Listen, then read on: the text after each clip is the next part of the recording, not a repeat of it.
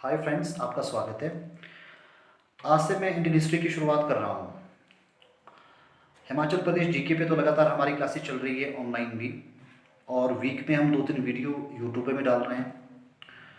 इसके साथ मैंने सोचा कि क्यों ना हिस्ट्री के कुछ वीडियोस भी यूट्यूब पे डाल दिए जाएं, और जो स्टूडेंट्स हमारे साथ ऑनलाइन क्लासेस में हैं कोर्स उनको तो उसका बेनिफिट लगातार हो ही रहा है।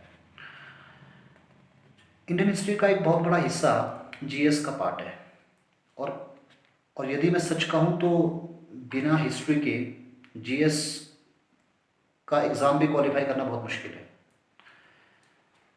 हिस्ट्री की इम्पोर्टेंस सिविल सर्विसेज और पीसीएस एग्ज़ाम दोनों में ही है।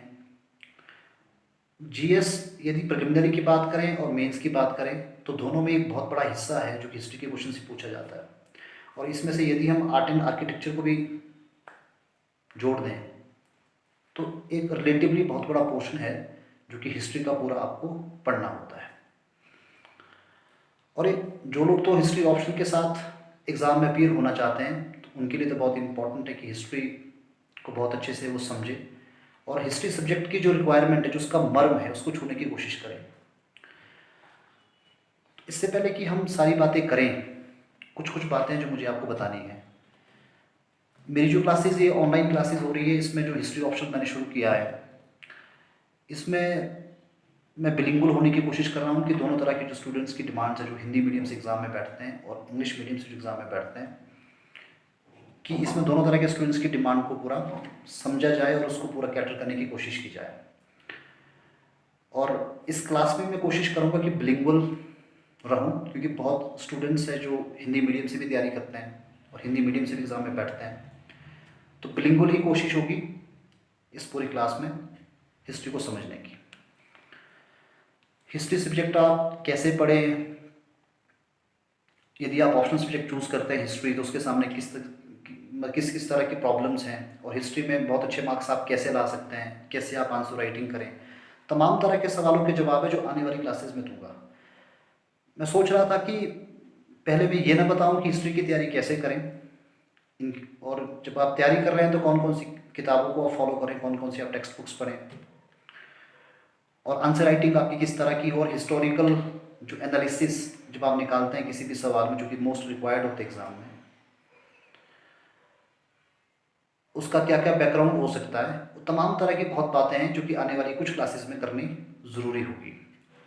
लेकिन मैं सबसे पहले ये चाह रहा था कि उन तमाम बातों पे आऊँ, मैं पहले एक आपको क्लास बताऊँ कि जब हम हिस्ट्री की बात करते हैं तो हिस्ट्री को पढ़ने का जो तरीका है वो क्या हो सकता है। और आज की क्लास में मैं एंशियंट और मेडिवल वाला हिस्सा नहीं लूँगा, एक मॉडर्न हिस्ट्री से शुरुआत करूँगा। और मॉडर्न हिस्ट्री भी जहाँ से हमारा फ्रीडम स्ट्रगल शुरुआत होती है उस वाले हिस्से से आगे शुरुआत करूँगा, क्योंकि मेरा मानना है कि जो आज की जनरेशन है शायद हिस्ट्री के इस हिस्से के साथ थोड़ा सा एक बेटर कनेक्ट कर सकती है।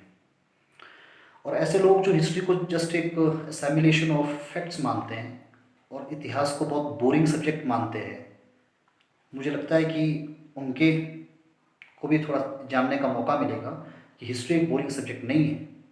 हिस्ट्री पढ़ने और पढ़ाने की एक साइंटिफिक प्रक्रिया है, और यदि हम उस साइंटिफिक प्रक्रिया से गुजरते हैं तो इतिहास जैसा इंटरेस्टिंग विषय को दूसरा नहीं हो सकता। तो आज की इस क्लास में हम बात करेंगे रिवोल्ट ऑफ 1857। इतिहास का स्टूडेंट होने के नाते मैंने वर्षों वर्ष अपने पूरे अध्ययन में और अपने जो मैं तकरीबन 7-8 सालों से पढ़ा रहा हूँ हिस्ट्री सब्जेक्ट को, मेरा एक खुद का आकलन है कि हिस्ट्री हम जब भी पढ़ते हैं और जब भी पढ़ाते हैं तो हमें 4 प्रक्रियाओं से गुजरना पड़ता है। इतिहास पढ़ने और पढ़ाने की प्रक्रिया मात्र घटनाओं का वर्णन करना नहीं है, घटनाओं को समझाना नहीं है, घटनाओं को याद करना नहीं है।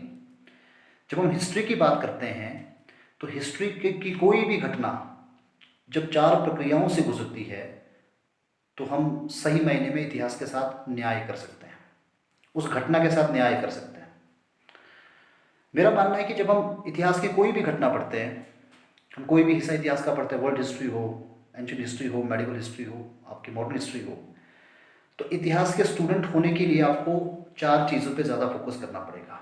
अगर आप चाहते हैं कि इतिहास पे आपकी बहुत अच्छी पकड़ बने, आपके बहुत अच्छे मार्क्स मेंस में आए, बहुत अच्छे मार्क्स आपके ऑप्शनल सब्जेक्ट में आए, तो जब आप इतिहास को पढ़ें तो आप 4 बातों को बहुत अच्छे से ध्यान रखें। आप ये सोचें कि आपका जो अध्ययन था इन 4 प्रक्रियाओं से होकर गुजरा या नहीं। यदि नहीं गुजरा तो आपकी तैयारी अधूरी है, और आप जो तैयारी कर रहे हैं वो तैयारी बहुत साइंटिफिक नहीं है, और इस तैयारी से आपको बहुत अच्छे मार्क्स एग्जाम में नहीं आएंगे। तो चलिए बात करते हैं कि वो कौन से 4 मेथड्स हैं, ऐसे कौन से 4 प्रक्रिया है जिस प्रक्रिया से गुजर के आप एक इतिहास की बहुत अच्छी समझ विकसित कर सकते हैं। इन 4 प्रक्रियाओं को मैं सबसे पहले इसे नाम दूंगा इवेंट,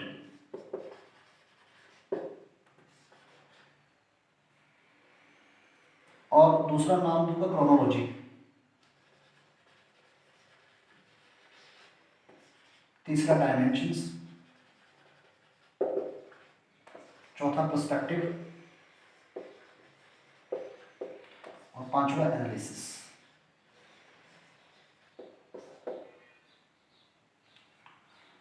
तो जब आप इतिहास पढ़ते हैं और इतिहास की कोई भी घटना पढ़ते हैं तो आपका अध्ययन जो है इन 5 प्रक्रियाओं से होकर गुजरना चाहिए। इन 5 प्रक्रियाओं में से जो पहली 2 प्रक्रिया है वो प्रक्रिया आपके पास एक रॉ मटेरियल है, एक टेक्सचुअल इंफॉर्मेशन है, जो जानकारी आपको किताबों से मिलती है, जो फैक्ट्स आप किताबों से पढ़ते हैं। इसमें सबसे पहले बात करें तो इवेंट, दूसरा क्रोनोलॉजी, ये दोनों शुरू की जो प्रक्रिया है इसमें आपका जो साथी है वो आपकी टेक्स्ट बुक्स होती हैं। जब आप किताबें पढ़ते हैं, जब आप नोट्स पढ़ते हैं तो सीधे सीधे आप उस इवेंट को समझते हैं और उस इवेंट की जो पूरी क्रोनोलॉजी है उसको जानने की कोशिश करते हैं। और बाकी जो लास्ट की 3 प्रक्रिया है, जो लास्ट के 3 फेज है, ये 3 फेज में आपको ब्रेनस्टॉर्मिंग करनी है, आपको चिंतन के प्रोसेस से गुजरना है। और यदि आप इतिहास के किसी भी विषय को इन 5 प्रक्रियाओं के आधार पर पढ़ते हैं तो यकीन मानिए हिस्ट्री सब्जेक्ट में आपको बहुत अच्छे मार्क्स आ सकते हैं, चाहे जीएस हो या ऑप्शनल सब्जेक्ट हो। इवेंट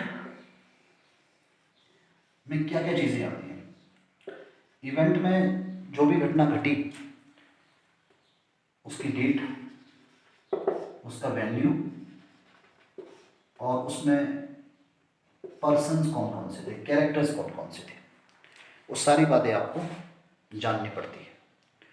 इतिहास की जो भी घटना घटती है उस घटना की एक डेट होती है, और उस घटना में जो इन्वॉल्व कैरेक्टर्स होते हैं उनके नाम आपको मालूम होने चाहिए, और इतिहास में जो भी घटना घटती हैं उसका एक पर्टिकुलर प्लेस होता है। तो इवेंट आपके लिए एक रॉ मटेरियल, एक रॉ इन्फॉर्मेशन है, जो इन्फॉर्मेशन आपको किताबों से गेन करनी है। दूसरा जो फेज है वो है आपका पूरा क्रोनोलॉजी। जब भी कोई इवेंट घटता है वो अपने आप में खाली एक इवेंट नहीं होता, उसके पीछे तमाम तरह की कड़ियाँ होती है, तमाम तरह का एक बैकग्राउंड छुपा होता है, और वो कड़ियाँ जोड़ते जोड़ते जोड़ते जोड़ते उस इवेंट को हैपन करती है। तो क्रोनोलॉजी ऑफ जो फैक्ट्स है उसके पीछे, उस इवेंट के पीछे, वो भी उसके लिए भी आपको जो रॉ मटेरियल है वो आपको टेक्स्ट बुक से मिलता है। तीसरा हिस्सा है डायमेंशंस, चौथा है पर्सपेक्टिव, और पांचवा है एनालिसिस। अगर हम खाली इतिहास को घटनाओं, इवेंट और आपका क्रोनोलॉजी में ही उसको समझने की कोशिश करें, उसको पढ़ने की कोशिश करें, तो निश्चित तौर पर ऐसा जो एस्पिरेंट है वो इतिहास से बोर हो जाएगा और इतिहास को लेकर उसके मस्तिष्क में नकारात्मकता पैदा हो जाएगी। और अगर आप इस तरह का अध्ययन करते हैं तो निश्चित तौर पर आप इतिहास का अध्ययन नहीं कर रहे हैं। You are not able to understand the history entirely. तो खाली आप एक घटनाओं का सिमुलेशन कर रहे हैं, और आप उस तरह के स्टूडेंट हैं जो बहुत रट्टेबाजी में विश्वास रखते हैं, और इतिहास के मर्म को शायद ही आप छू पाएं। तो जब आप 2 इनिशियल स्टेज पे रॉ इन्फॉर्मेशन को कलेक्ट करते हैं, उसके बाद उस इवेंट के डायमेंशंस को भी आप जानने की कोशिश करते हैं। इतिहास की कोई भी घटना घटित होती है तो उसके वेरियस डायमेंशंस होते हैं। इतिहास का मतलब खाली इतिहास पढ़ना नहीं है। जब हम इतिहास पढ़ते हैं तो उसके डायमेंशन, उसकी ज्योग्राफी भी, आपकी पॉलिटिकल साइंस भी, इसके अलावा इकोनॉमी भी, सोशोलॉजी भी, कल्चर भी का तमाम अध्ययन करना पड़ता है। उस घटना को आपको अलग अलग डायमेंशन से सोचना पड़ता है। उस घटना के पॉलिटिकल डायमेंशंस क्या हो सकते हैं, उस घटना के सोशोलॉजिकल डायमेंशंस क्या हो सकते हैं, और उस घटना के ज्योग्राफिकल डायमेंशंस क्या हो सकते हैं। अगर आप इस ढंग से उस घटना को सोचते हैं तो इतिहास के साथ आप थोड़ा थोड़ा न्याय करना शुरू करते हैं, लेकिन पूरी तरह से नहीं। और जो चौथा हिस्सा है वो है पर्सपेक्टिव का। इतिहास में जो भी घटना घटती है वो घटना हमने काफ़ी हद तक वर्तमान में हमने वो घटना नहीं देखी होती, वो घटना बहुत पहले हो चुकी होती है।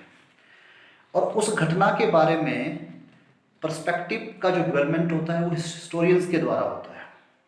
कुछ हिस्टोरियंस कंटेम्प्रेरी भी होते हैं और कुछ हिस्टोरियंस के लिए रिसोर्स उस टाइम के जो अकाउंट अवेलेबल होते हैं वो होते हैं।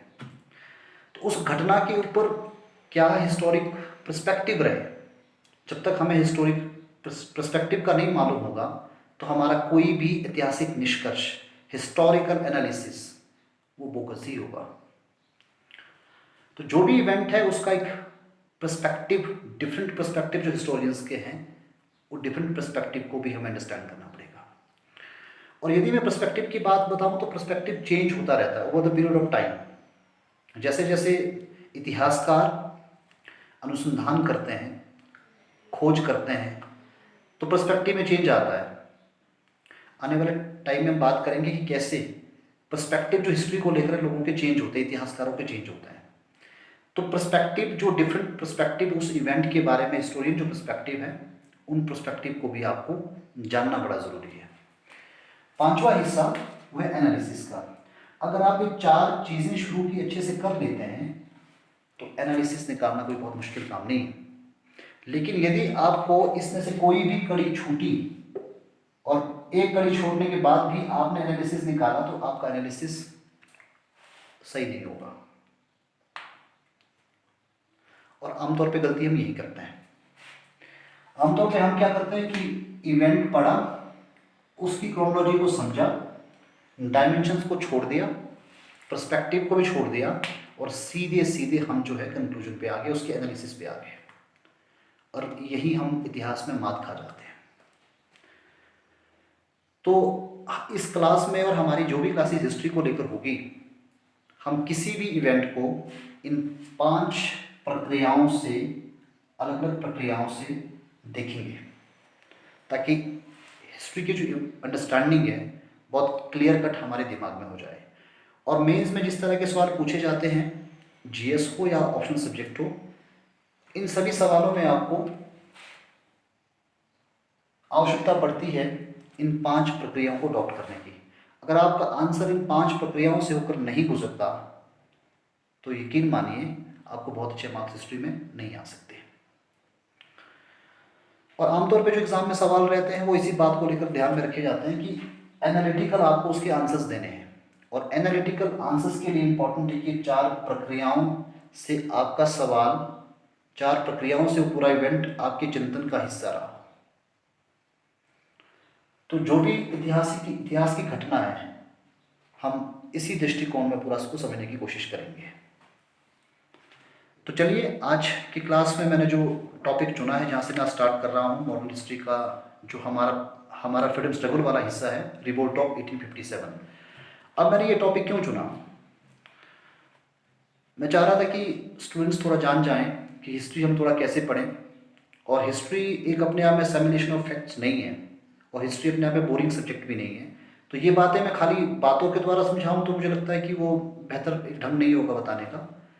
इसको हम एक टॉपिक समझते हैं और धीरे धीरे करके हम हिस्ट्री को समझने की कोशिश करते हैं। उसके बाद फिर हिस्ट्री कैसे पढ़ें, आप ऑप्शनल सब्जेक्ट चुनते हैं तो उसके लिए कौन कौन सी किताबें आपको फॉलो करनी है। आप जीएस पढ़ते हैं तो जीएस के लिए आपको कौन कौन सी बुक्स फॉलो करनी है, और आपको पढ़ने की अप्रोच किस तरह की होनी चाहिए। जब आप एग्ज़ाम में जाते हैं और क्वेश्चंस को अटेम्प्ट करते हैं तो आपकी अप्रोच क्या होनी चाहिए, तमाम तरह की बातें होंगी, लेकिन वो आने वाले टाइम में होगी। आज सीधा सीधा मैंने सिर्फ एक टॉपिक आपको चुना और ये बताने का प्रयास करूँगा कि हिस्ट्री एक बोरिंग सब्जेक्ट अपने आप में बिल्कुल भी नहीं है। अगर हम हिस्ट्री को बहुत पर्सपेक्टिव, एक राइट पर्सपेक्टिव के साथ पढ़ते हैं तो मुझे लगता है कि हिस्ट्री जैसा इंटरेस्टिंग सब्जेक्ट कोई दूसरा नहीं हो सकता। और इस विषय को चुनने का मेरा दूसरा आधार ये भी था कि ये जो हिस्सा है आपका मॉडर्न हिस्ट्री का, रिवोल्ट ऑफ 1857 का, ये हिस्ट्री सभी एग्ज़ाम के लिए लगभग इम्पॉर्टेंट है। तो मैं कोशिश करूँगा, लेकिन ये ज़्यादा मेरी जो क्लास होगी वो बेसिकली ऑप्शनल सब्जेक्ट के लोग जो तैयारी कर रहे हैं हिस्ट्री को लेकर, और जो सिविल सर्विसेज और हिमाचल प्रदेश जीएस के एग्ज़ाम में बैठेंगे मेंस में, तो उनके लिए ज़्यादा बेनिफिशियल होगा। लेकिन जो दूसरे एग्ज़ाम की तैयारी भी कर रहे हैं तो उनके लिए भी ये क्लास इक्वली इम्पॉर्टेंट होने वाली है। तो चलिए स्टार्ट करते हैं। Revolt of 1857। Revolt of 1857 Indian history में बहुत इंपॉर्टेंट इवेंट है।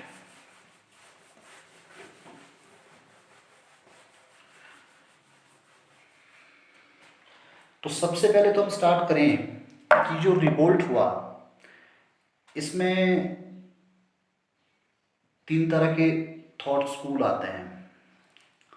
एक थॉट स्कूल तो ये कहता है कि इट इज़ अ सिपाही मूवनी, it was just a military revolution. दूसरा थॉट स्कूल कहता है कि it was a revolt, revolution. और तीसरा थॉट स्कूल कहता है कि it was a first war of independence. तो पहला इन तीनों ही पर्सपेक्टिव को हम थोड़ा सा समझने की कोशिश करते हैं, उसके बाद हम सीधे सीधे आएंगे इस रिवोल्ट की इवेंट्स की तरफ। क्या ये म्यूटनी है? क्या ये रिवोल्ट है? या ये फर्स्ट वॉर ऑफ इंडिपेंडेंस है?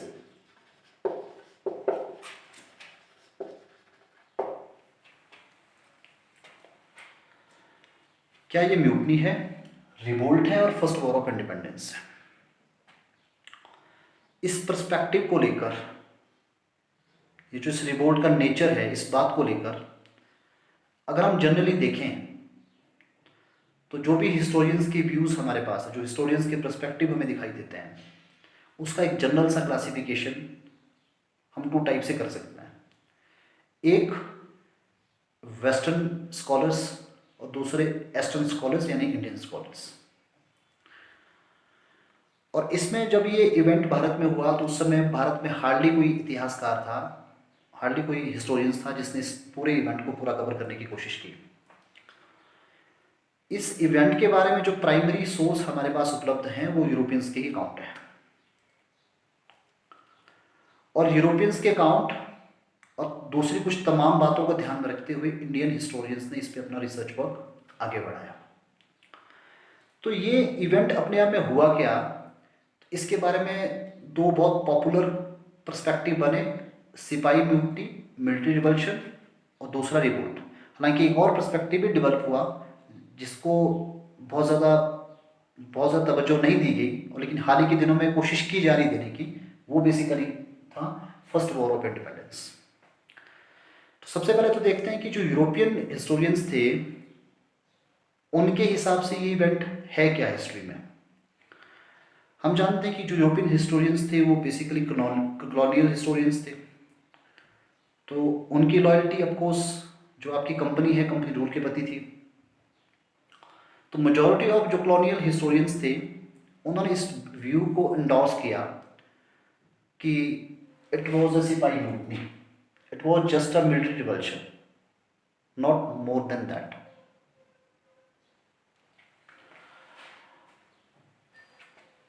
इसमें देखें तो वेस्टर्न जो हिस्टोरियंस है इन्होंने इसे 2 एंगल देने की कोशिश की इस पूरे इवेंट को।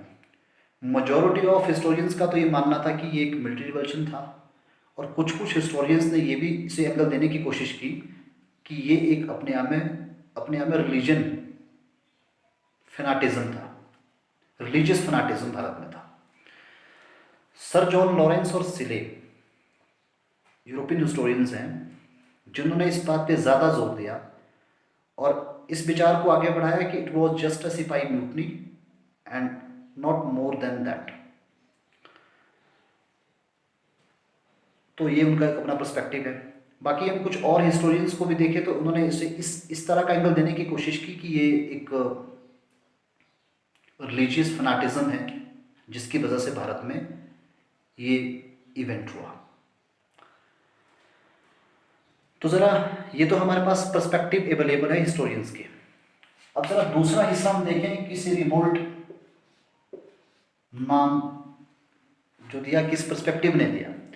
तो जितने भी इंडियन हिस्टोरियंस हैं वो सभी हिस्टोरियंस इस बात को तो एक्सेप्ट करते ही हैं कि इट स्टार्टेड फ्रॉम अ सिपाही mutiny but it expanded larger area and basically participation of the peasants and the civilians, this revolt became large। तो इंडियन हिस्टोरियंस ने इसको सिर्फ इस बात को यहीं तक नहीं रखा कि एक सिपाही म्यूटनी है, बल्कि इस बात को उन्होंने आगे बढ़ाया कि इसमें सिविल पॉपुलेशन जो भारत की थी और जो पीजेंट्री क्लास भारत की थी, थाउजेंड्स ऑफ पीजेंट्री क्लास ने इसमें पार्टिसिपेट किया। इसलिए इंडियन हिस्टोरियंस इस निष्कर्ष पर निकले कि ये एक सिपाही म्यूटनी नहीं रहा मात्र, बल्कि एक अपने आप में रिवोल्ट बना। तीसरा जो हिस्ट्री का पर्सपेक्टिव है वो है फर्स्ट वॉर ऑफ इंडिपेंडेंस को लेकर। और ये पर्सपेक्टिव जो भारत में दिया, ये पर्सपेक्टिव देने वाले भारत में एकमात्र हिस्टोरियंस हैं और ये हिस्टोरियंस थे वी.डी. सावरकर, विनायक दामोदर सावरकर। उनकी किताब आई 1902 में, the first war of independence of 1857। इसमें ये इस विचार को आगे बढ़ाता है कि ये जो 1857 में हुआ, जो कुछ भी हुआ, एक सिपाही म्यूटनी नहीं था, एक रिवोल्ट नहीं था, but much more than that, and it was the first war of independence. तो ये हमारे पास इस इवेंट को लेकर अलग अलग हिस्टोरियंस के पर्सपेक्टिव है। तो जब भी हमें एग्जाम में पूछा जाए कि इस रिवोल्ट का नेचर क्या था, आपको एनालिटिकल इसको डिस्क्राइब करना है, उसको लिखना है, आपको बताना है। तो सबसे पहले हमारे पास अलग अलग जो पर्सपेक्टिव्स है हिस्ट्री के, अलग अलग जो हिस्टोरियंस का एक अपना एक थॉट स्कूल है, वो बहुत क्लियर कट हमारे दिमाग में होना चाहिए। तो रफली सा मैंने आपको बताया कि जो आपके यूरोपियन हिस्टोरियंस ने इसे दो एंगल देने की कोशिश की, एक तो मिलिट्री और दूसरा रिलीजियस फनाटिज्म जो था, इसके प्रमुख बड़े कारण थे। और इंडियन हिस्टोरियंस ने इस बात पे ज़्यादा फोकस किया कि एक मिलिट्री तो रिवोल्ट था ही, प्लस इसमें सिविलियन का जो पार्टिसिपेशन हुआ, पीजेंट्री का जो पार्टिसिपेशन हुआ, इसने इस इवेंट को एक रिवोल्ट बना दिया। और तीसरा जो पर्सपेक्टिव है वी.डी. सावरकर का, इन्होंने ज़्यादा फोकस इस बात पे किया कि इसका इवैल्यूएशन कैसे हुआ, इसका ऑर्गेनाइजेशन कैसे था, लेकिन इस बात पे ज़्यादा फोकस किया कि इसका इन्फ्लुएंस क्या हुआ, इसका इम्पैक्ट क्या पड़ा। ये दोनों तरह के जो विचार हैं, इवैल्यूएशन और एक्सपेंशन पे अपने विचारों को आगे बढ़ाते हैं। लेकिन जो तीसरा थॉट है फर्स्ट वॉर ऑफ इंडिपेंडेंस का, इसमें हिस्टोरियंस का जो पर्सपेक्टिव इसके आउटकम पे है, हमें परिणाम क्या मिला। तो इस आउटकम के बेस पे इन्होंने इसे नाम देने की कोशिश की फर्स्ट वॉर ऑफ इंडिपेंडेंस। तो ये अलग अलग पर्सपेक्टिव हमारे पास 1857 के नेचर को लेकर है। अब ज़रा एनालिसिस में हम देखते हैं कि क्या, अगर हमसे पूछा जाए कि इसका आपको एनालिसिस निकालना, इस पूरे एनालिसिस करके बताइए कि इस इवेंट का पूरा नेचर क्या था, तो तीनों पर्सपेक्टिव को समझने के बाद हम देख सकते हैं कि निश्चित तौर पे ये जो इवेंट हुआ, ये इवेंट एक मिलिट्री इमीडिएट जो कॉज कहीं ना कहीं था, वो मिलिट्री कॉज के रूप में सामने आता है कि ग्रीस्ड जो कार्ट्रेज था, उसके कारण रिवोल्ट की शुरुआत भारत में होती है। लेकिन धीरे धीरे करके इस रिवोल्ट के जो हमें एक्टर दिखाई देते हैं पूरे भारतवर्ष में, मतलब स्पेशली नॉर्दर्न और आपका सेंट्रल इंडिया में जिसका पूरा एक्सपेंशन रहा है इस रिवोल्ट का, तो हमें जो एक्टर दिखाई देते हैं इस रिवोल्ट में, वो एक्टर सारे फ्यूडल चीफ्स दिखाई देते हैं। तो खाली ये कहना कि इसमें सिर्फ मिलिट्री का इन्वॉल्वमेंट अपने आप में था, ये सही नहीं दिखता। जिन लोगों ने, जिनके बड़े हीरोइक जिन्होंने इसमें काम किया, जैसे आपका नाना साहिब तांत्या टोपे, लक्ष्मीबाई, बहादुर शाह जफ़र या दूसरे तमाम और लोग भी। तो ये सारे के सारे लोग कहीं ना कहीं फ्यूडल चीफ्स थे। तो इसका सीधा मतलब ये है कि मिलिट्री ने तो इसको इनिशिएट किया, लेकिन धीरे धीरे करके भारत की जो एरिस्टोक्रेसी थी, जो हायर क्लास थी, वो सीधे सीधे इस रिवोल्ट के साथ जुड़ गई। और क्योंकि फ्यूडल चीफ ने इसमें पार्टिसिपेट किया, और फ्यूडल चीफ के प्रति लॉयल्टी जो थी वो पीजेंट्स की थी, पीजेंट्स की थी। तो गाहे बेगाहे अलग अलग जगहों पे हिंदुस्तान में कुछ कुछ पीजेंट्स ने, सारे पीजेंट्स की बात नहीं हो सकती, लेकिन कुछ कुछ पीजेंट्स ने भी इस रिवोल्ट में पार्टिसिपेट किया। तो रिवोल्ट जो इंडियन हिस्टोरियंस कहते हैं, तो उनका ये मानना है कि इसमें मिलिट्री तो एक इनिशिएट करने वाली है, हमारी सेना तो एक इनिशिएट करने वाली है, लेकिन सेना के पश्चात इसमें जो हमारे फ्यूडल चीफ्स थे, राजा थे, और उस समय के जमींदार थे, जो कि विक्टिमाइज थे ब्रिटिश रूल के कारण, कंपनी रूल के कारण भारत में, तो उन्होंने अपने अपने क्षेत्रों में इस क्रांति का झंडा बुलंद किया।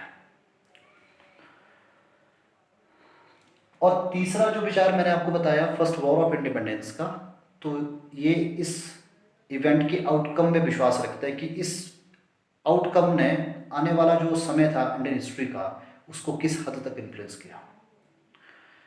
तो अगर हम निष्कर्ष निकालें तो निश्चित तौर पे एक मिलिट्री रिवोल्ट के रूप में शुरुआत इसकी होती है, और इसमें मास इन्वॉल्वमेंट भी हमें देखने को मिलता है। और मास इन्वॉल्वमेंट में देखें तो पीजेंट्री और एरिस्टोक्रेसी जो हिंदुस्तान की थी, इस रिवोल्ट में धीरे धीरे धीरे करके कनेक्ट होती गई। और इस रिवोल्ट में एक और खासियत देखने को मिलती है कि मिडिल क्लास जो थी, जो कि एजुकेटेड क्लास भारत की थी, वो लगभग एब्सेंट थी। हम ये भी नहीं कह सकते वो न्यूट्रल थी, लेकिन कई कई जगहों पे उन्होंने ब्रिटिशर्स को ही सपोर्ट करने का प्रयास किया। तो मिडिल क्लास हमें पूरी एब्सेंट दिखाई देती हैं, लेकिन एक एरिस्टोक्रेसी और एक लोअर क्लास जो पीजेंट्री क्लास थी, उस क्लास ने इस रिवोल्ट में पूरा पार्टिसिपेशन दिया। तो निश्चित तौर पे ये कहना कि इस रिवोल्ट का नेचर क्या है, तो ये एक मिलिट्री रिवोल्ट से कहीं थोड़ा सा ज़्यादा है, मिलिट्री एक सिपाही म्यूटनी से कहीं थोड़ा सा ज़्यादा है। और निश्चित तौर पे इसे रिवोल्ट कह सकते हैं, क्योंकि इसमें सिर्फ सिपाहियों ने पार्टिसिपेट नहीं किया, सिविलियन का पार्टिसिपेशन भी इस रिवोल्ट को आगे बढ़ाने के लिए बहुत बड़ा फैक्टर रहा। फर्स्ट वॉर ऑफ इंडिपेंडेंस इसे हम इस आधार पर शायद नहीं कह सकते, क्योंकि यदि ये फर्स्ट वॉर ऑफ इंडिपेंडेंस होता तो पहला फैक्टर है कि sense of nationalism, sense of modern जो नेशनलिज्म है वो उसमें दिखाई देती है। तो ऐसा हमें इसमें नहीं दिखाई देता, क्योंकि इसमें जो भी एक्टर्स अलग अलग क्षेत्रों में एंटी कॉलोनियल बैटल में लड़ रहे थे, वो कहीं ना कहीं अपने पर्सनल जो उनके इश्यूज थे उसको लेकर फाइट कर रहे थे। तो एक यूनिवर्सल नेशनलिज्म की जो सेंस है, कहीं ना कहीं इस पूरे रिवोल्ट के अंदर एब्सेंट दिखाई देती है। दूसरा, जब भी आप एक इसे वॉर मानते हैं, तो आपके पास एक कॉमन विजन और कॉमन एजेंडा होना बहुत ज़रूरी है, जो कि हमें इस रिवोल्ट के टाइम में नहीं दिखाई देता। तो एक तो सेंस ऑफ नेशनलिज्म और दूसरा एक कॉमन विजन जो लैकिंग इस पूरे इवेंट के अंदर था। तो निश्चित तौर पे हम इसे फर्स्ट वॉर ऑफ इंडिपेंडेंस नहीं कह सकते, ये एक सिपाही म्यूटनी से कहीं ज़्यादा था। एक रिवोल्ट, एक एस्टेब्लिश मत हमारा हो सकता है कि रिवोल्ट था। ये सिपाही म्यूटनी के रूप में शुरुआत इसकी हुई, लेकिन ये रिवोल्ट तक पहुंचा। लेकिन इसे फर्स्ट वॉर ऑफ इंडिपेंडेंस कहना ज़्यादा तर्कसंगत नहीं लगता। तो यानी कि हमारा जो एक एनालिसिस है इस घटना को लेकर, वो राइट और लेफ्ट ना होकर एक बैलेंस होना चाहिए। यानी कि सिपाही mutiny first war of independence ना होकर एक रिवोल्ट ही अपने आप में इसे हम कह सकते हैं।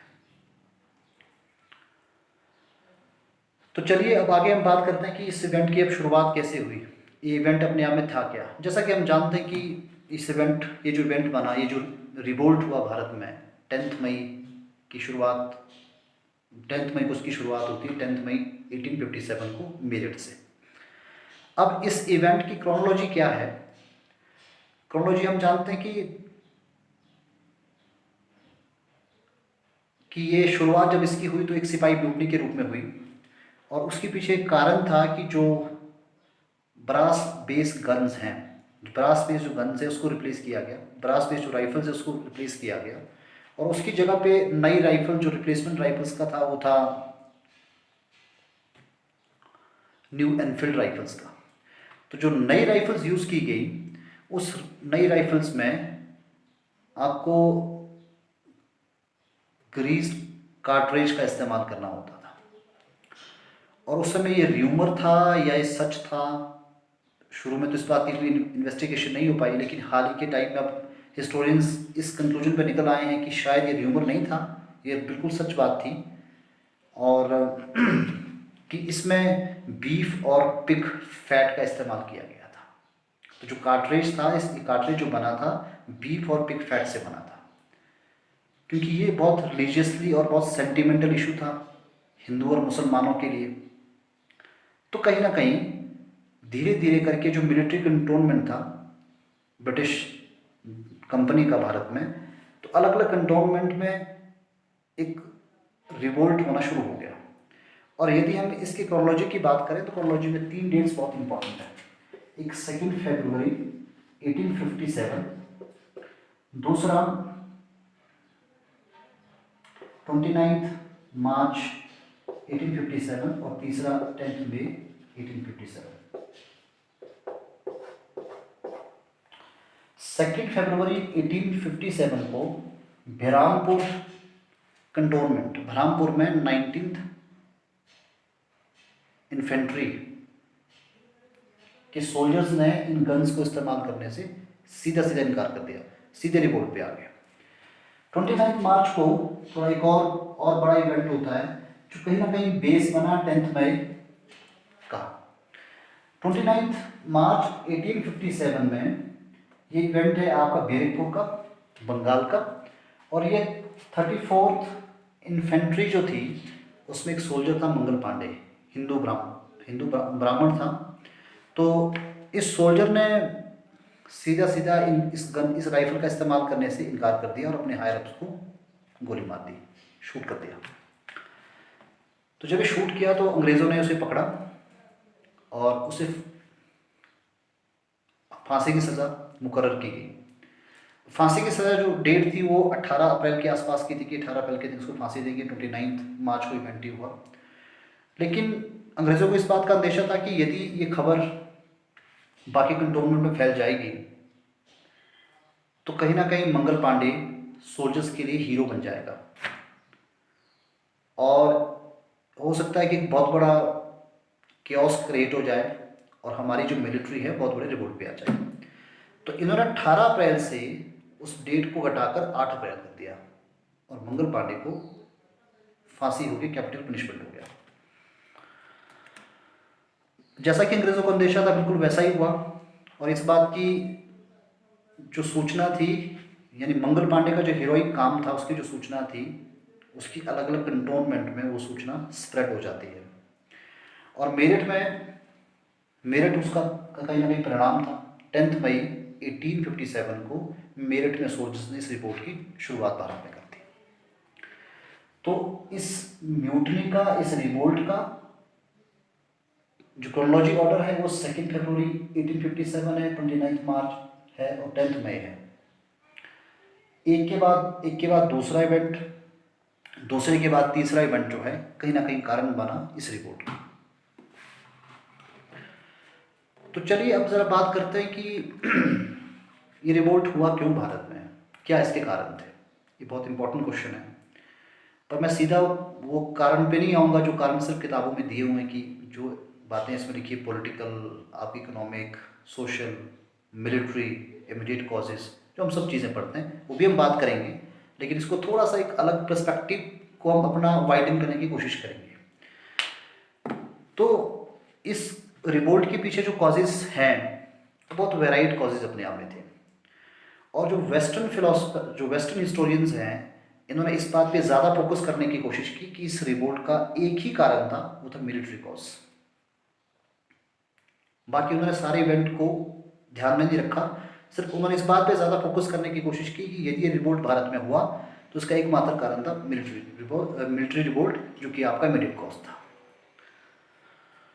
और जो इंडियन हिस्टोरियंस हैं उन्होंने इसको थोड़ा सा ब्रॉडर प्रोस्पेक्टिव में देखा और उन्होंने इस बात को भी माना कि इमीडिएट कॉज तो था ही था, पर इमीडिएट कॉज एक बेसिकली स्पार्क की तरह था कि पहले बारूद बिछा हुआ है और उसमें आग लगी और ब्रस्ट हो गया। तो इमीडिएट कॉज को इंडियन हिस्टोरियंस ने जस्ट एक स्पार्क माना और अल्टीमेट कॉज नहीं माना। तो इंडियन हिस्टोरियंस ने इस रिवोल्ट का जो कॉज है उसे पिछले 100 साल का पूरा पीरियड ले लिया, यानी कि जब से कंपनी रूल की भारत में शुरुआत होती, जब से कंपनी रूल की बंगाल में शुरुआत होती है 1757 से लेकर 1857 तक पूरे 100 ईयर का जो कंपनी रूल भारत में था, उस रूल के कारण जो भारत में केओस क्रिएट हो गया था, उस रूल के कारण जो भारत के अलग अलग सेक्शन में अनरेस्ट पैदा हो गया था, इस रिवोल्ट के कारण उस पूरे 100 साल की कंपनी के रूल में छुपे हुए हैं। ये इंडियन हिस्टोरियन का पर्सपेक्टिव है। तो एक और थॉट स्कूल थोड़ा सा अलग हटके थॉट स्कूल है, इसमें भी जो अलग अलग कारण हम मानते हैं, पॉलिटिकल कारण, सोशो इकोनॉमिक कॉजेस या आपके रिलीजियस कॉजेस, मिलिट्री कॉजेस या इमीडिएट कॉजेस, जो भी हम इसमें कॉजेस थे, इसमें एक और बात पे ज़्यादा फोकस किया जा रहा है हाल ही के टाइम में। अब जो नया एक हिस्टोरिक पर्सपेक्टिव जो सामने आया है कि डलहौजी का जो एक्सपेंशन था, एक्सपेंशनिज्म की जो उसकी थ्योरी थी डलहौजी की, उसने एक बहुत बड़ा रोल प्ले किया। आपको मालूम है कि 1857 से पहले जो भारत में कंपनी रूल भारत में चल रहा था, उसमें लॉर्ड वेल्सले और लॉर्ड डलहौजी, ये दोनों एक्सपेंशनिस्ट थे, एक्सपेंशन करना चाहते थे कंपनी रूल का भारत में। और ये भी थ्योरी बाद में समझ आई कि इसके पीछे इनका ये था कि अगर कंपनी का रोल भारत में एक्सपैंड नहीं होगा तो यहाँ के ट्रेड में जो हमें समस्याओं का सामना करना पड़ रहा है कहीं ना कहीं, जो या मोनोपोली का इश्यूज़ है, जो लाइसेंसिंग का प्रॉब्लम है, जो इंपोर्ट एक्सपोर्ट की प्रॉब्लम चली आ रही कि एक बॉर्डर से आपने दूसरे बॉर्डर में गुड्स को फ्लो करना है तो उसके लिए आपको पर्टिकुलर राजा से बात करनी पड़ेगी, पर्टिकुलर रियासत से बात करनी पड़ेगी। तो कहीं ना कहीं तमाम समस्याओं का सोल्यूशन जो उस समय डलहौजी ने निकालने की कोशिश की, वो सोल्यूशन था डॉक्ट्रिन ऑफ लैप्स। तो 1857 के जो कॉजेज हैं उसमें इमीडिएट कॉज एक पर्सपेक्टिव है, एक मुख्य कारण है नो डाउट, जो कि वेस्टर्न जो यूरोपियंस हैं उन्होंने सिर्फ एक ही कारण इसका माना कि इमीडिएट कॉज जो था वही इस रिवोल्ट का अपने आप में कारण था। लेकिन इंडियन हिस्टोरियंस का ये मत है कि पिछले 100 साल का जो मिस गवर्नेंस भारत में कंपनी के द्वारा चला आ रहा था, उसने कहीं ना कहीं इस रिवोल्ट के लिए पूरी बिसात बिछाई और जो मिलिट्री रिवॉल्यूशन था जस्ट एक अपने आप में स्पार्क था और उन लोगों के हौसलों को बुलंद कर दिए जो कहीं ना कहीं डलहौजी के डॉक्ट्रिन ऑफ लैप्स के विक्टिमाइज थे।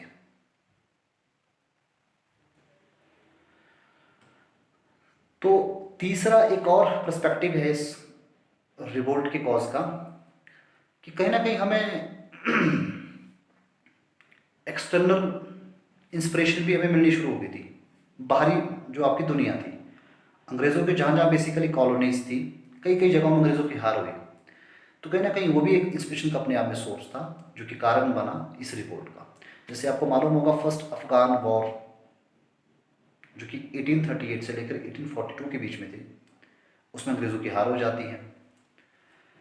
और दूसरा पंजाब वॉर्स जो कि 1845 से लेकर 49 के बीच हुए, उसमें अंग्रेज़ों की हार हो जाती है। और तीसरा क्रीमिया वॉर जो था जो कि 1854 से 56 के बीच का पीरियड था, उसमें अंग्रेज़ों की हार हो जाती है। और कहीं ना कहीं जो संथाल अपराइजिंग थी भारत में आपका 1855-56 की, कहीं ना कहीं उसकी जो पॉपुलैरिटी हुई, हालांकि वो अपने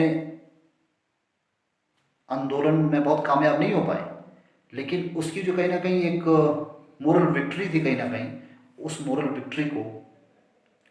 विक्ट्री इस रिपोर्ट का कहीं ना कहीं बेस बनी। तो 1857 रिवोल्ट के जब भी आप कॉजेज लिखेंगे एग्ज़ाम में, तो खाली एक इनको आप political cause, economic cause, social cause, military cause की तरह से इसको तो लिखेंगे ही ऑफकोर्स, पर आपको थोड़ा एक ब्रॉडर पर्सपेक्टिव होना चाहिए। और हाल ही के दिनों में जो मैं सवाल देख रहा हूँ मेंस के एग्जाम में, चाहे जीएस हो चाहे ऑप्शन सब्जेक्ट आपका हो, तो अब इस पे सिर्फ पर्सपेक्टिव बेस्ड ज़्यादा क्वेश्चन पूछे जा रहे हैं। जैसे एक सवाल मैं उठाता हूँ, अब नॉर्मली सवाल ये नहीं पूछा जाता कि 1857 के रिवोल्ट के क्या कारण थे, क्योंकि ये सब जानते हैं, political, social, economic, military, immediate, तमाम तरह के कॉजेस हम कह सकते हैं, ये सारे कारण अपने आप में थे। सवाल अब ये पूछा जा रहा है कि यदि ये रिवोल्ट हुआ तो इसमें डलहौजी का कितना बड़ा कंट्रीब्यूशन था। क्या इस रिवोल्ट के पीछे हम डलहौजी को भी गुनाहगार ठहरा सकते हैं? तो खाली अगर आप ये पढ़ के घर से गए हैं कि 1857 की क्रांति की ये कारण थे, तो आई एम श्योर आप एग्जाम में आंसर तो लिखेंगे, लेकिन उसके साथ आप न्याय नहीं कर पाएंगे और आपको एक अच्छे मार्क्स एग्जाम में नहीं मिलेंगे।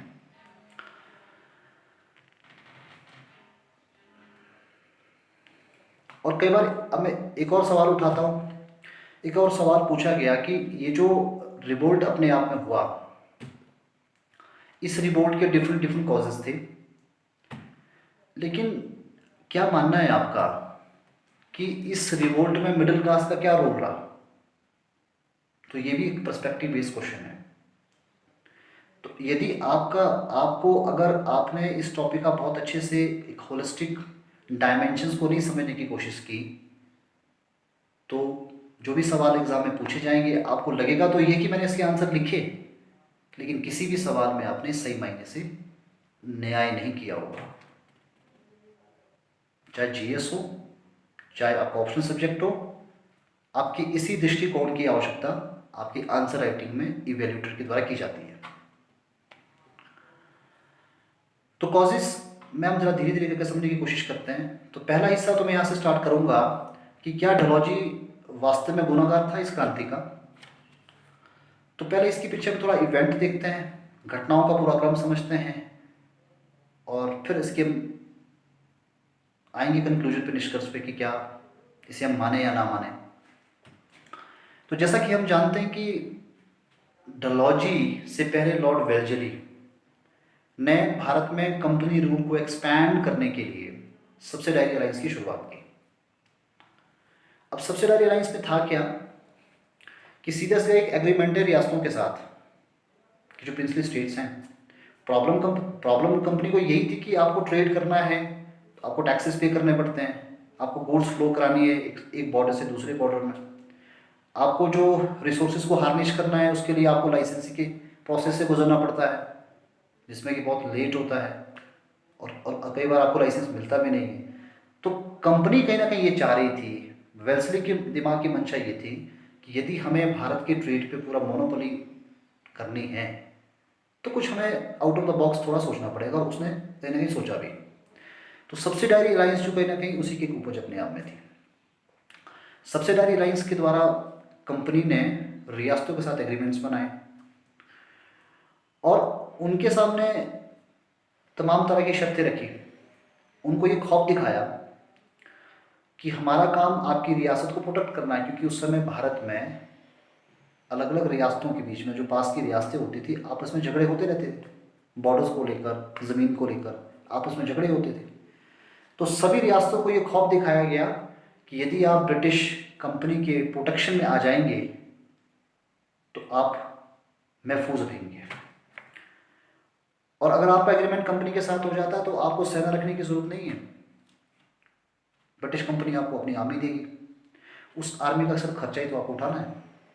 ये बिल्कुल आज की तरह का एक आउटसोर्स टाइप का एक पूरा मैनेजमेंट था कि आपकी रिक्रूटमेंट नहीं है, एक आप बेसिकली पार्टी को बुलाते हैं, उसे कहते हैं कि आप रिक्रूटमेंट करके दो, और जो रिक्रूटमेंट करके आपको जो वहाँ बेसिक मैन पावर मिलता है बहुत ट्रेंड है, बहुत स्किल्ड आपको मैन पावर मिलता है।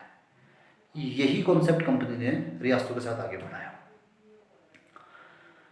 और इसके साथ कुछ शर्तें ये भी थी कि कोई भी रियासत दूसरी रियासत के साथ ना तो फ्रेंडली रिलेशनशिप ना तो एनिमी रिलेशनशिप डेवलप नहीं हो सकते without the consent of the company. यानी कि ये बेसिकली अगर इस तरह का कोई भी फैसला कोई रियासत लेती है तो बिना कंपनी की मर्ज़ी के बिना नहीं ले सकती। ना तो आप किसी पे अटैक कर सकते हैं और ना तो आप किसी के साथ अपने ट्रेड रिलेशनशिप बिल्ड कर सकते हैं।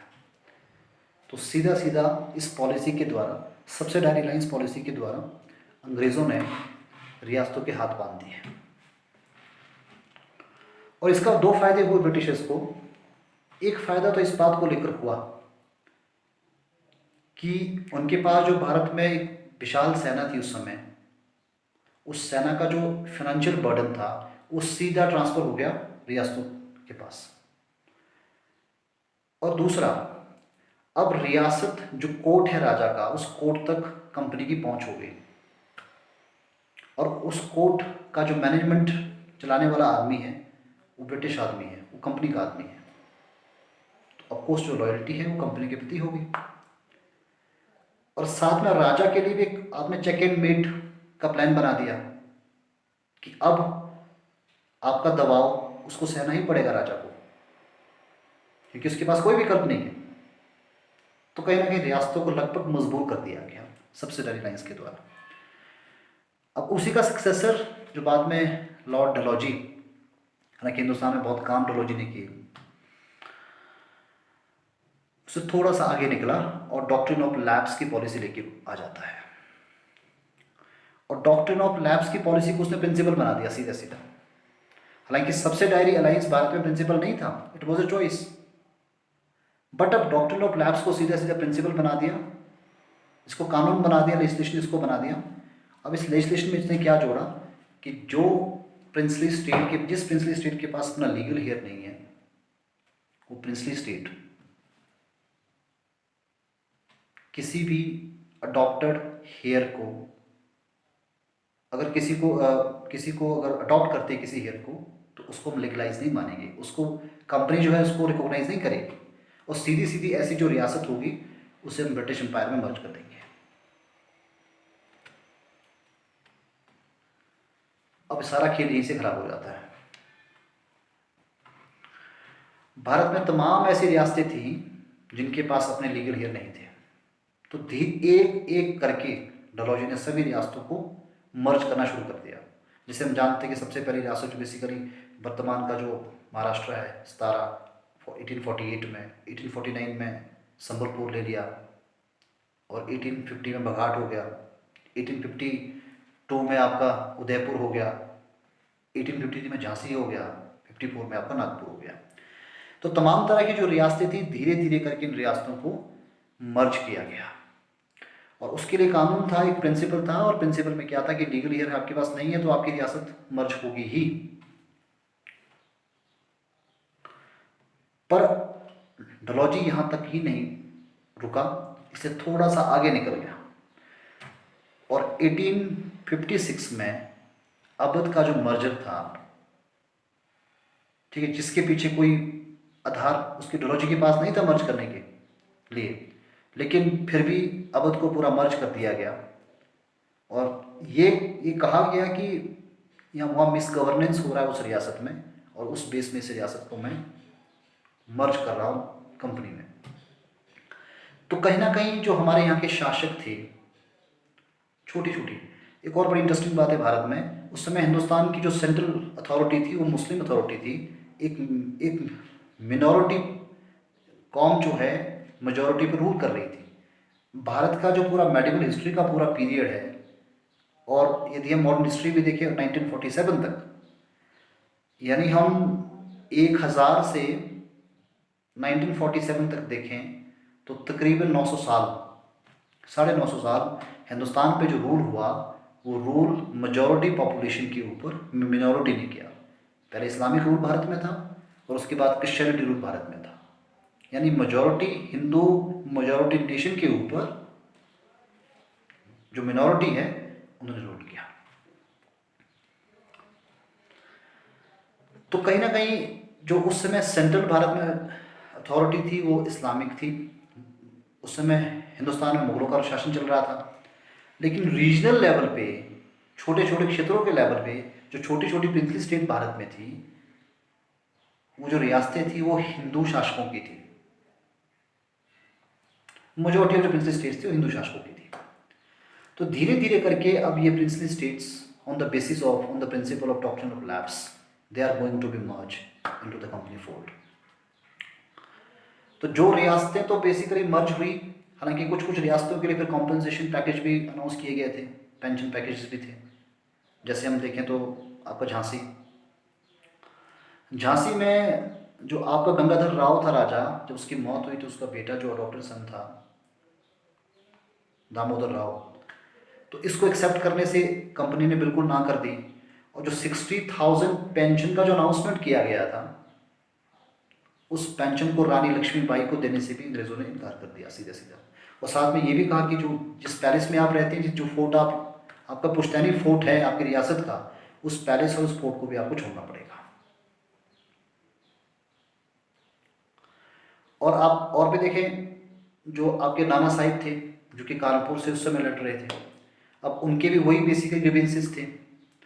वो जो पेशवा बाजीराव सेकंड जो थे पुणे में उनकी सीट हुआ करती थी, जब उनकी मौत हुई तो उस समय नाना साहिब जो थे अडॉप्टेड सन थे।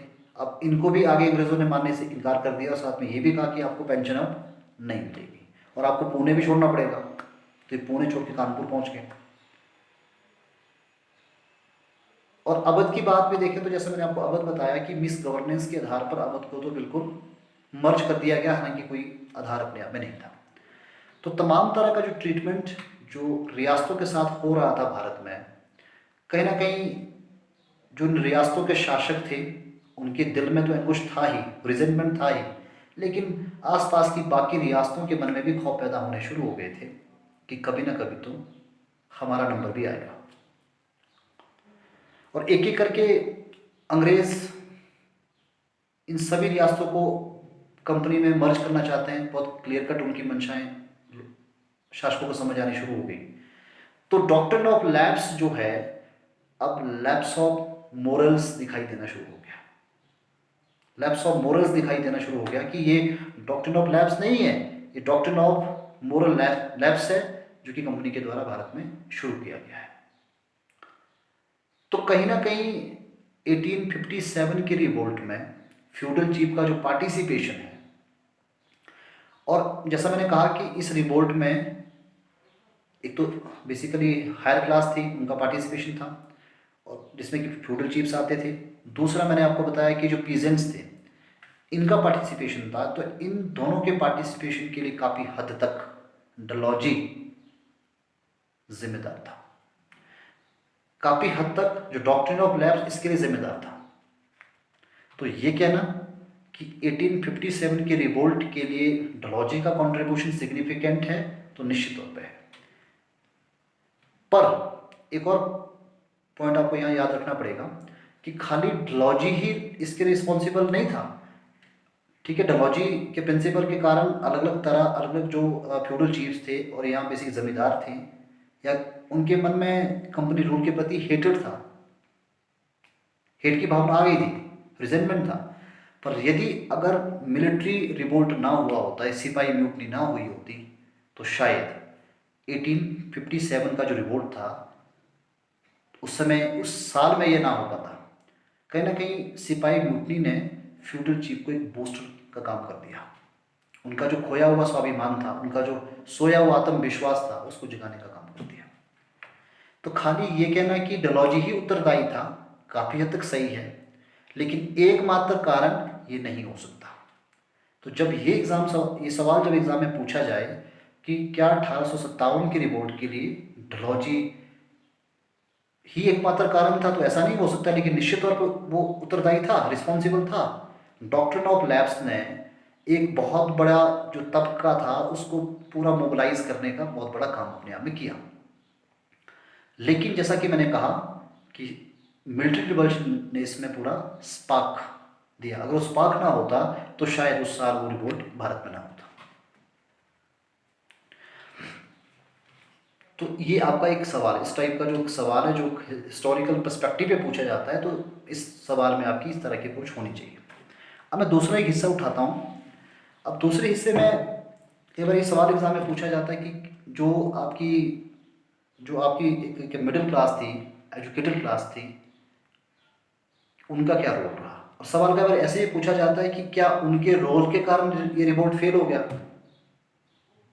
क्या उनको ही उत्तरदायी माने कि उन लोगों ने पार्टिसिपेट नहीं किया या कम पार्टिसिपेट किया, इस करके रिवोल्ट खत्म हो, इस करके रिवोल्ट पूरा फेलियर हो गया। तो आइए ज़रा इस पर्सपेक्टिव को समझने की कोशिश करते हैं कि इसमें क्या था, इस एंगल को थोड़ा जानने की कोशिश करते हैं कि इस रिपोर्ट में क्या था। अब इस रिपोर्ट में इनका क्या कंट्रीब्यूशन था या कंट्रीब्यूशन नहीं था। जैसा कि मैंने आपको कहा कि उस समय जो भारत में हमारा सोसाइटी का जो उस समय क्लासिफिकेशन था, हायर क्लास, आपकी मिडिल क्लास और लोअर क्लास। हायर क्लास में पूरी एरिस्टोक्रेसी आती थी, फ्यूडल चीफ्स, वजीर, नवाब, जमींदार, ये सारे लोग आते थे हायर क्लास के अंदर। आई एम सॉरी, मतलब हायर क्लास के अंदर आपकी फ्यूडल चीफ्स और एरिस्टोक्रेसी लोग के लोग आते हैं, लेकिन जो जमींदार का जो क्लास थी वो बेसिकली मिडिल क्लास के लोग थे। और लोअर क्लास की यदि हम बात करें तो लोअर क्लास में पीजेंट्री, और मिडिल क्लास में हम देखें तो एक तो मैंने कहा आपको जमींदार, इसके अलावा जो आर्टिशियन क्लास थी जैसे वैद्य हो गए, आपके पेंटर हो गए, आपके कारपेंटर हो गए, आपके आर्किटेक्चर हो गए, तो ये क्लास कहीं ना कहीं जो थी उस समय एक अपने आप मिडिल क्लास थी। अब जैसे ही भारत में कंपनी रूल की शुरुआत हुई तो अंग्रेज़ों ने अपने रूल को मेंटेन करने के लिए भारत में मॉडर्नाइजेशन का प्रोसेस लाया। अब ये मॉडर्नाइजेशन का प्रोसेस का जो इम्पोर्टेंट टूल उन्होंने एजुकेशन को बनाया, और एजुकेशन भी सेकुलर एजुकेशन। इससे पहले भारत में सेकुलर एजुकेशन नहीं होती थी। इससे पहले भारत में जो एजुकेशन थी वो हमारे ग्रंथों की एजुकेशन थी, और रिलीजियस एजुकेशन थी भारत में। मुसलमानों में अपने जो ग्रंथ थे उसकी शिक्षा होती थी, और हिंदुओं में जो भारत का ग्रंथ थे उस तरह का अध्ययन कराया जाता था। लेकिन अंग्रेज़ों के भारत में आने के पश्चात, कंपनी रूल के भारत में शुरू होने के पश्चात भारत में एक सेकुलर एजुकेशन की शुरुआत हुई। और ये जो मिडिल क्लास था ये मुग़लों के ज़माने में बड़ा प्रॉस्पेरियस था, क्योंकि मुग़लों ने आर्ट एंड कल्चर को बहुत प्रमोट किया। तो जो मिडिल क्लास थी, जो एक आर्टिशियन क्लास थी, मुग़लों के ज़माने में बहुत प्रॉस्पेरियस थी। तो जैसे ही भारत में कंपनी रूल की शुरुआत हुई तो इस मिडिल क्लास ने अपनी प्रॉस्पेरिटी को अपने जनरेशन की एजुकेशन में कन्वर्ट किया, और यानी कि इस मिडिल क्लास के जो बच्चे थे वो थोड़े से आगे पढ़ लिख गए, और जो ब्रिटिश जो मॉडर्न एजुकेशन थी उस एजुकेशन को उन्होंने एक्वायर किया। और मॉडर्न एजुकेशन को एक्वायर करने के बाद वो जो लोग थे अब कंपनी की तरफ देख रहे थे अपने कामकाज को लेकर, कोई अच्छा रैंक मिल जाए कंपनी में। आईसीएस का एग्ज़ाम भारत में होता था, उसमें बैठे एग्ज़ाम को क्वालिफाई करें और अच्छी खासी एक नौकरी मिल जाए। तो तीसरी जो क्लास भारत में थी वो क्लास थी पीजेंट्स की। और पीजेंट्स की प्रॉब्लम क्या थी मुग़लों के ज़माने में कि उनके पास कल्टीवेशन के राइट्स नहीं है। कल्टीवेशन के राइट्स हमें किसके पास थे? ज़मींदारों के पास थे मुग़लों के ज़माने में। लेकिन ब्रिटिश रूल के टाइम में क्या चेंज आया कि ब्रिटिशर्स ने भारत के जो रेवेन्यू को हार्निश करने के लिए अलग अलग तरह का भारत में सेटलमेंट अडॉप्ट किया, परमानेंट, रैयतवाड़ी और मालवाड़ी। तो इन्होंने जो कल्टीवेशन का जो राइट था लैंड का, वो टाइम टाइम पे अपनी सुविधा के हिसाब से शिफ्ट करते चले गए। और एक दूसरी बड़ी प्रॉब्लम क्या चल रही थी, जो लोअर क्लास थी, जो पीजेंट्री क्लास भारत में थी, मुग़लों के ज़माने में जो टैक्स कलेक्शन था वो कैश में नहीं होता था, या अगर कैश में था तो कॉम्प्रिहेंसिव कैश कलेक्शन नहीं था रेवेन्यू का। लेकिन ब्रिटिश कंपनी के भारत में आने के पश्चात ही भारत में जो रेवेन्यू कलेक्शन था वो अब कैश में होना शुरू हो गया। और रेवेन्यू कलेक्शन का जो पूरा मैकेनिज्म था उसमें कंपनी के ऑफिसर्स का इंट्रोडक्शन हो गया। कलेक्टरी राज की शुरुआत भारत में हो चुकी थी। मुग़लों के ज़माने में जो भारत में टैक्स कलेक्शन होता था वो कलेक्शन करने वाला आदमी होता था ज़मींदार, जो कि किसानों का जानकार आदमी है।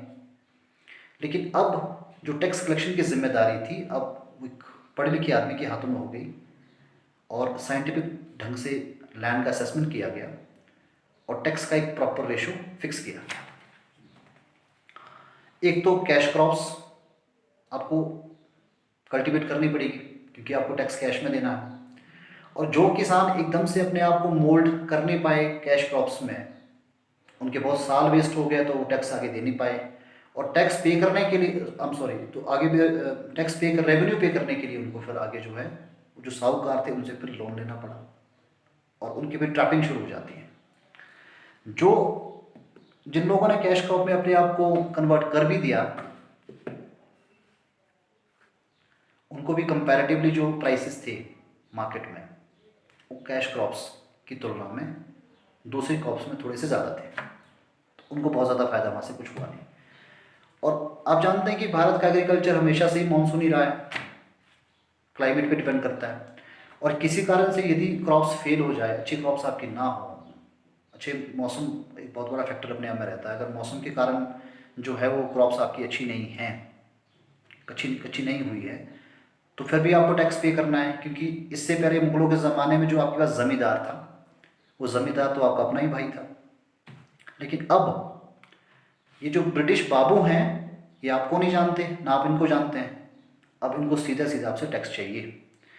तो अब बड़ी वजह क्या थी पीजेंट क्लास की, कि जो रेवेन्यू सिस्टम था वो बहुत ओप्रेसिव हो गया, बहुत हार्श मेथड का इस्तेमाल होना शुरू हो गया, और जो आपका रेवेन्यू था ये 50% से ज़्यादा भी कई बार बढ़ा। तो हाईली ये टैक्स किया गया, हाईली चार्ज किया गया, और जो चार्ज करने के मेथड्स थे बड़े ओप्रेसिव थे। तो कहीं ना कहीं जो लोअर क्लास थी उनकी हालत भी खस्ता होगी, पीजेंट्स की हालत भी खस्ता होगी। अब पीजेंट्स कहीं ना कहीं फ्यूडल चीफ के साथ जुड़े रहे, क्योंकि मुगलों के ज़माने में जो फ्यूडल चीफ्स होते थे, जो शासक होते थे, किसान उनके लिए एक बहुत बड़ा काम करते थे, रेवेन्यू का और दूसरा मिलिट्री फोर्स का। तो कहीं ना कहीं उनके साथ इनका एसोसिएशन था। तो जब ये रिवोल्ट हुआ तो फ्यूडल चीफ के साथ एक पीजेंट जो क्लास थी, जिनके अपने भी बहुत बड़े दुख दर्द थे, वो जुड़ गए। और जो मिडिल क्लास थी, जो पढ़े लिखे लोग थे, वो न्यूट्रल रहे। ना केवल न्यूट्रल रहे, उन्होंने सीधा सीधा अंग्रेज़ों का साथ दिया कई जगहों पे भी। तो ये कहना कि मिडिल क्लास का क्या कॉन्ट्रीब्यूशन है, तो ऑफकोर्स मिडिल क्लास जो है उनकी ऐसे सच अपनी कोई बड़ी प्रॉब्लम नहीं थी। वो एस्पायरिंग थे एक अच्छी जॉब के, जो जॉब उनको कहीं ना कहीं कंपनी में ही मिल रही थी। ग्रीवियंसेस थे तो लोअर क्लास के थे, ग्रीवियंसेस थे तो हायर क्लास के थे। मिडिल क्लास के कोई ग्रीवियंसेस नहीं थे, इसलिए मिडिल क्लास ने अपने आप को आइसोलेट करना ही उचित समझा। न्यूट्रल करते तो भी ठीक था, लेकिन उन्होंने ब्रिटिशर्स को सपोर्ट करना शुरू कर दिया। और आप जानते हैं कि मिडिल क्लास में जो बेसिकली पॉपुलेशन का साइज़ है वो कंपैरेटिवली थोड़ा ज़्यादा था। तो हिंदुस्तान की आधे से ज़्यादा आबादी जिस रिवोल्ट का में पार्टिसिपेट नहीं कर रही है, उसका फेल होना कहीं ना कहीं लाजमी था। तो जब इस तरह के सवाल पूछे जाते हैं तो आपका पर्सपेक्टिव फिर बहुत क्लियर कट होना चाहिए। तो आज मैंने कुछ 2-3 बिंदुओं को उठाया। ये टॉपिक थोड़ा बड़ा है, इसमें काफ़ी टाइम लगेगा, तो इसके आगे वाले हिस्से में कुछ मैं और इस टॉपिक से कुछ सवालों को उठाऊंगा और हम कोशिश करेंगे इसको पूरा समझने की आने वाली क्लास में। आज के लिए इतना ही। Thank you very much.